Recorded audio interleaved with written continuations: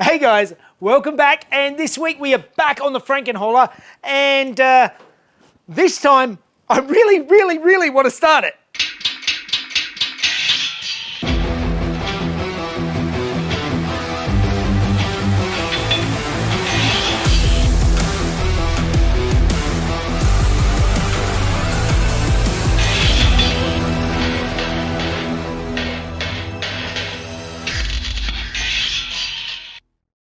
Alright guys, welcome back, and if you've been following, you know that this is the Frankenholler. This is my 1954 Ford F600 truck that I've mounted on a 1995 Toyota Coaster bus chassis.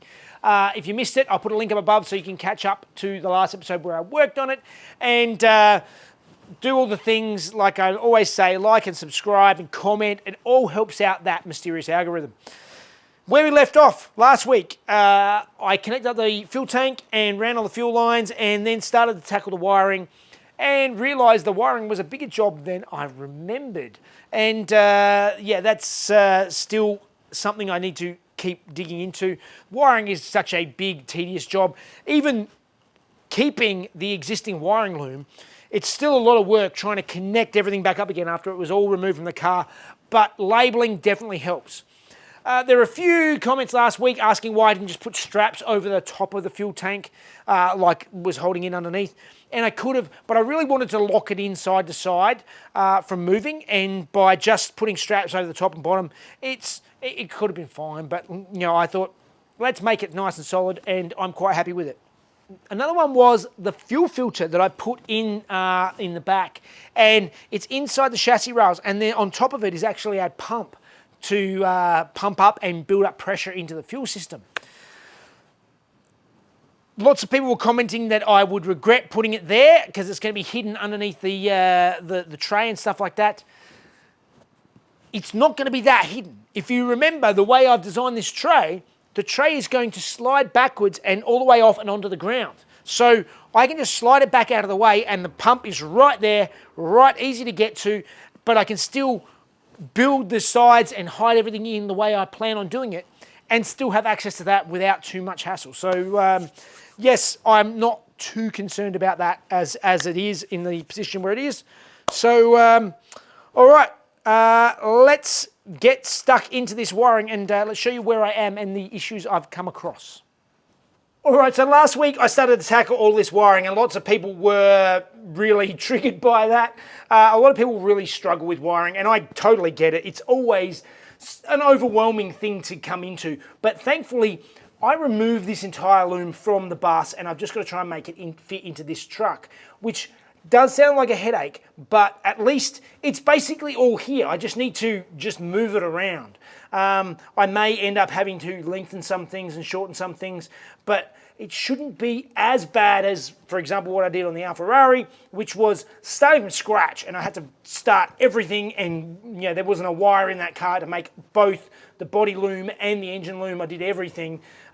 This is way easier than that. So the fact that I've got it all here, it is a little bit of a headache, but because I've got everything labelled, it makes life much easier. So I got most of it sort of roughly laid out last week. I've got to go through and finish connecting everything up. And the big thing is I need to go and find all of the little grounds and make sure everything's grounded, because if it's not all grounded, it's not going to start. So let's start getting stuck in and working my way through this mess.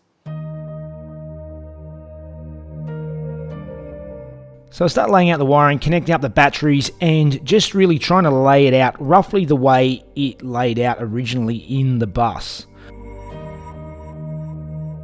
Going through, connecting up the fuel tank and all those sort of bits. I also have the old bus tail lights, which I'm not going to be using, but at least it gives me something to test, and just tech screwing in some of the grounds just so that I have everything located.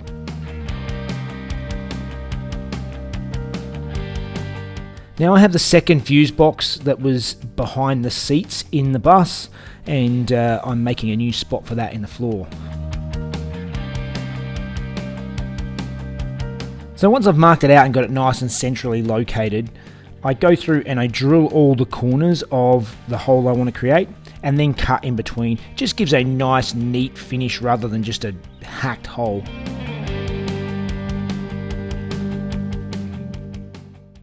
All right, I'm getting through this process. Now I have this fuse panel.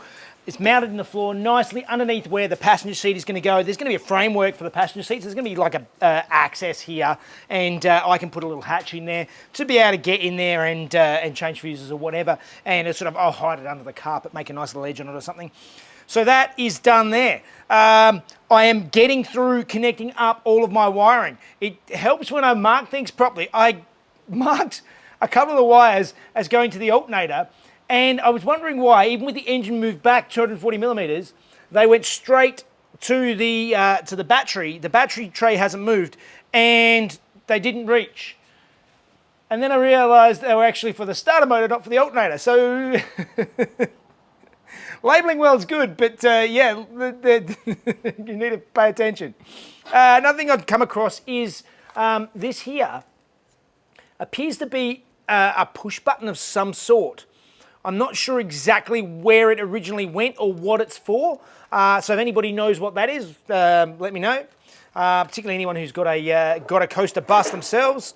So I need to keep moving on, and I just need to start just temporarily mounting a bunch of these grounds because I want to check and see that everything works. So let's keep going.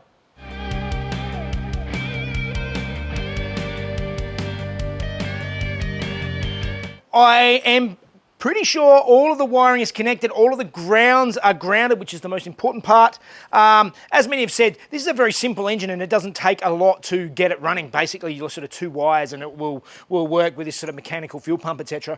But I want this to work on the key as it did before, so I don't want to have to rewire anything or hot wire it or anything like that. I just want to see if I can get the wiring working more than specifically the engine, but we'll get that going. I'm going to put a oil filter on it. We're going to top the oil up, and then we're going to just double check everything and then see if we can get some fuel up to the front, which is something else that I have never played with, which is bleeding a diesel. So I changed the filter and put in 10 litres of Penrite HPR diesel, and I still need a little bit more to top it right up. All right, battery's connected, and with the key on, dash is working, glow plugs came on, went out. We have headlights and high beams, and I can hear ticking of indicators. Oh yeah, we got indicators on the back. Yep, indicators are working. Indicators, tail lights, brake lights. Yeah, buddy. That is the way to do wiring. Everything is connected up and just works because it's did before. This has saved me so much time from the Alfa where I started from scratch. This is just easy. All right, well, I think everything is clear. I'm just going to double check, and then I'm going to try just crank it over. It's dry. It's not going to start because it doesn't have any fuel. But let's see. We're in neutral. Let's crank it. It had fuel in it. It must have had a little bit in the rail, and it started. So we have a running engine.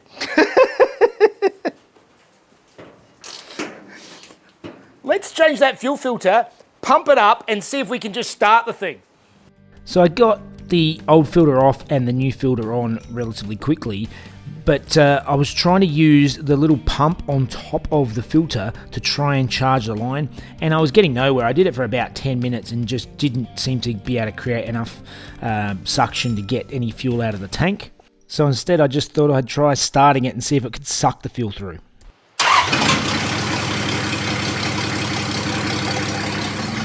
Not sure how long it's going to run for. I'm not sure if it's bled properly or not.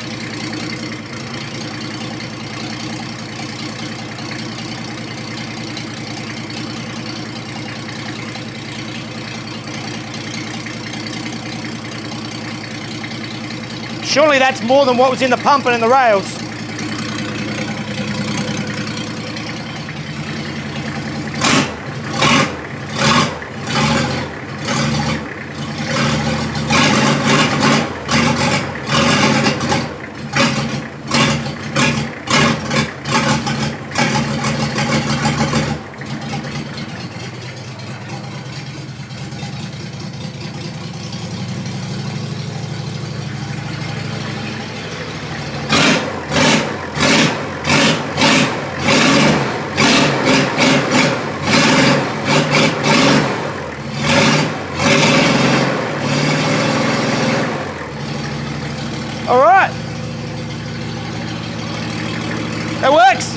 oil's definitely come through. That's saved me a whole bunch of work. I thought I was going to have to prime it for ages and all sorts of stuff.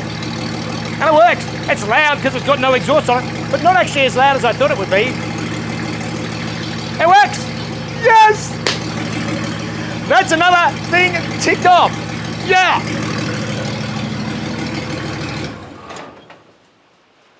Whew! Hey! That makes life so much easier. I thought I was going to have to bleed all the way through because with diesels, when they run dry, apparently there's sort of a lot of issues trying to get the fuel back up to the rails again. So you have to sort of crack the rails, maybe take the glow plugs out and crank it over and get fuel up and pressurize everything. It sort of started struggling for fuel a little bit, and I went back and I checked the top of the fuel filter, and that pump finally started getting hard, and that's when the engine started running better. And now it looks like there's fuel all the way through. It's looking good.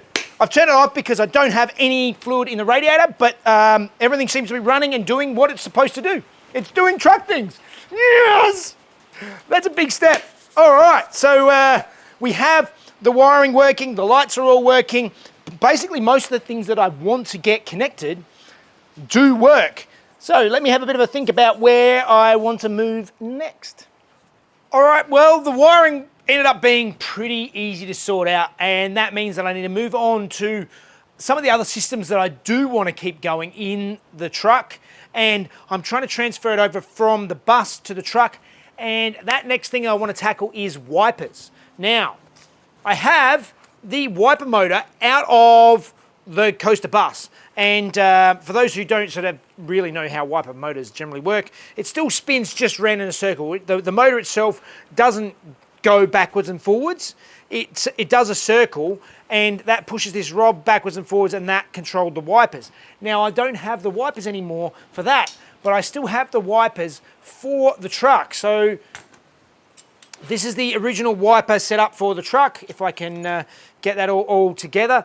Had a wiper motor in the middle that went around in a circle, and you can see how that is controlling the wipers. Now, it's very hard to do it while I'm holding it here, but what I need to do is I need to set up this motor, connect it up to the original wiper blade arms, because that's what fits in the truck, the blades and everything, that's all right.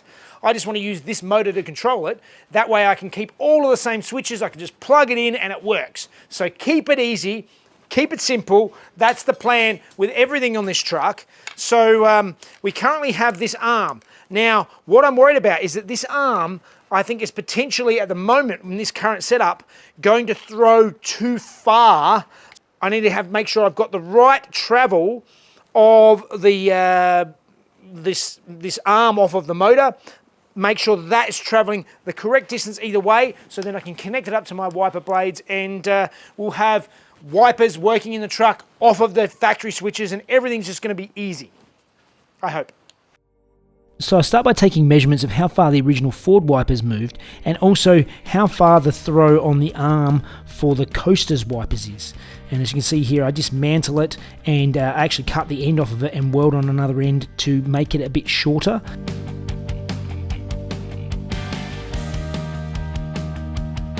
This is also I can get the throw of the Toyota wiper motor to match the throw of the original Ford wiper arms. Alright, so I took the original arm off of the coaster wiper motor and I cut it down, and I measured the travel from the center of this pivot from one side to the other when it does its full sweep at 88 millimeters at the absolute limits. And I want to stop it from going too far at the end so it doesn't bind.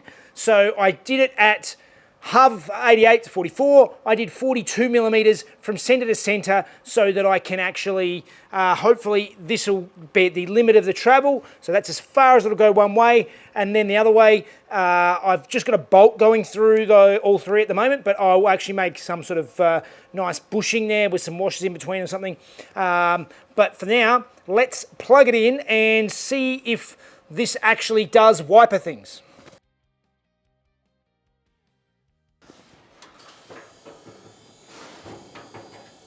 Oh, there we go. It's doing wiper things. Yeah! buddy. That's doing what we wanted to do. All right, that was super simple to sort out. Basically, yeah, that just does exactly what I wanted it to do. Much easier than I was expecting. Now, I haven't tried to bolt it in yet. I have interfered with the original mounting locations and that stuff I need to play with now, so get that right. Also, you have to think about wipers getting them to park in the right spot, and at the moment, this is the angle where this wiper wants to park. So what I want to do is I want to set it up so that the wipers park. I like them parking on the passenger side. So I'm going to set this up so that when it is stopped, I'm going to mark the center spline here, showing where it will stop and in the park position, and then get that to stop with the wipers all the way down. So that means unbolting this point, moving the pivot around, bolt it back on so that it parks where I want it to, and yeah, and I think that will get me out of trouble. So I start by trimming down the original bracket holding the wiper motor on because it's far too big to actually fit under the dash where it needs to go. Now I can tack the wiper motor on and make sure it's sort of connected to the original Ford bracketry. Try and weld it and keep it cool with some air to make sure it doesn't overheat everything and burn the rubber bushings, etc.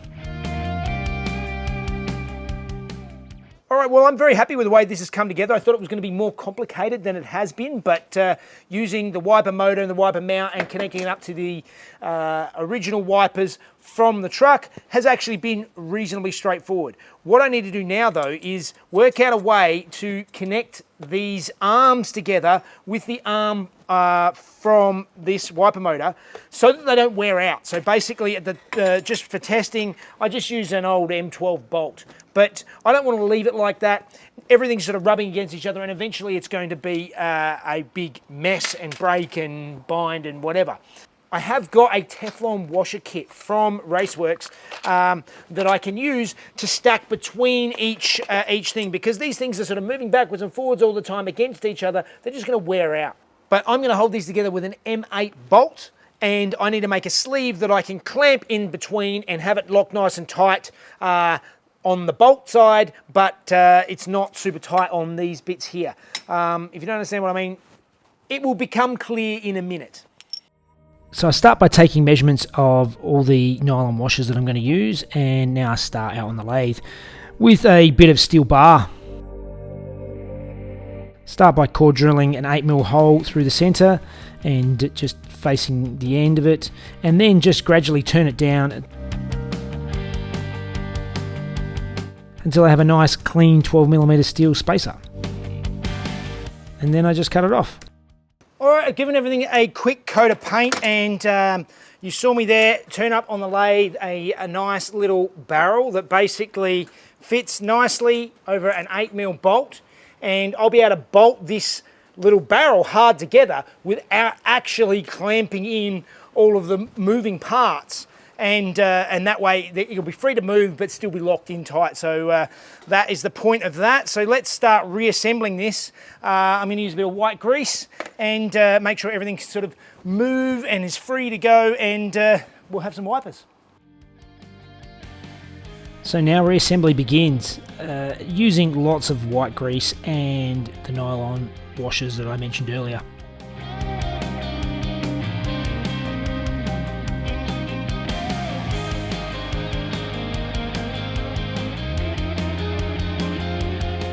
Then we plug it in and see if it works. And we have a wiper doing wiper things. That's looking really good.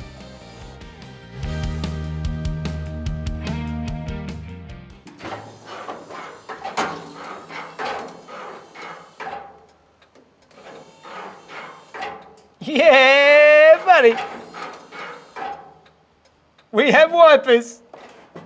All right. So now that I have them working, I need to work on making a proper mounting bracket for the wiper motor itself, as currently it's only really held in by the wiper arms coming through the cowl. Have I ever mentioned that welding upside down is really horrible?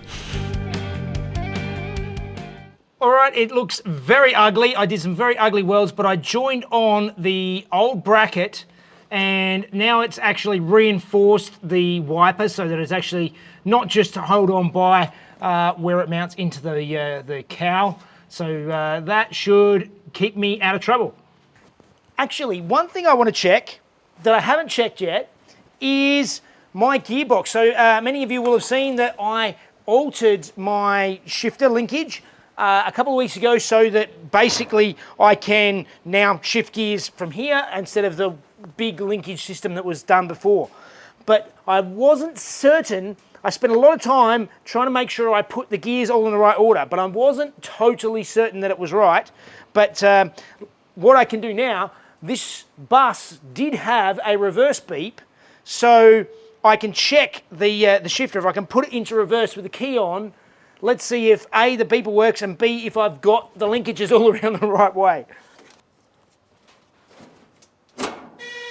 Hey!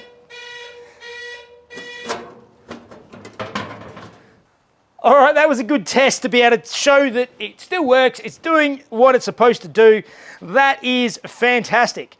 So I just tried my wipers again and realised that the stupid bracket I put in blocks the wiper arms, doesn't it? So I have to rethink that. So let's pull it out and do it again. All right, so this previous bracket didn't work for holding in the wipers, so I've made these new brackets up, two of these guys, and hopefully this will do the job.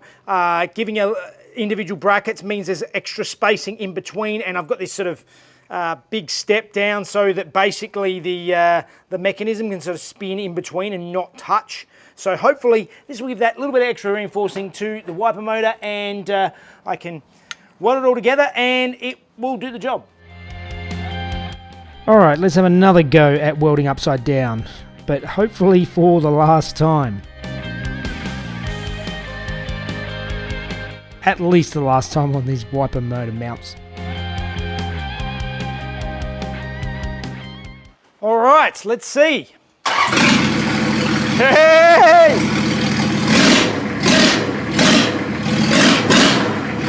Hey!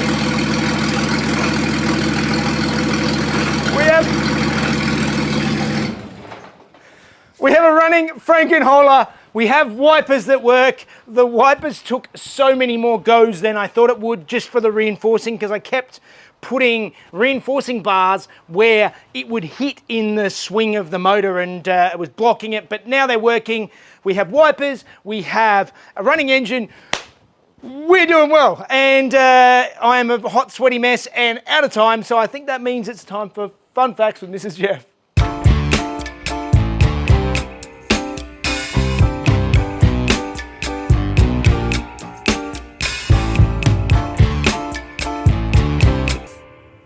Hey guys, the release of the Ford Flathead V8 in 1932 was extremely popular all over the United States and the world, and it also had an extremely notorious fan in Clyde Barrow. So Clyde was born in 1909 in Dallas, Texas, and he got into trouble from an early age, mostly for stealing cars. He was sent to jail for auto theft in 1930 and was sexually assaulted. Now, he took his revenge on his attacker with an iron pipe and committed his first murder at 21. Another inmate with a life sentence claimed responsibility, and when Barrow was released, he vowed revenge on the Texas prison system. That started a string of robberies and murders that Clyde committed with the help of his equally notorious girlfriend, Bonnie Parker. In the end, they killed a total of 12 people, including 9 law enforcement officers. On the 23rd of May, 1934, Bonnie and Clyde were gunned down driving their stolen Ford V8 in a police ambush. The vehicle is still on display at the Prim Valley Resort and Casino in Nevada, complete with 112 bullet holes. Now, before his death, Clyde Barrow is alleged to have written a letter to Henry Ford. There are some doubts about its veracity, but I'm going to read it to you, and for once I'm allowed to look at the page. Here we go. It read, "While I still have got breath in my lungs, I will tell you what a dandy car you make. I have drove Fords exclusively when I could get away with one. For sustained speed and freedom from trouble, the Ford has got every other car skinned. And even if my business hasn't been strictly legal, it don't hurt everything to tell you what a fine car you got in the V8. Yours truly, Clyde Champion Barrow."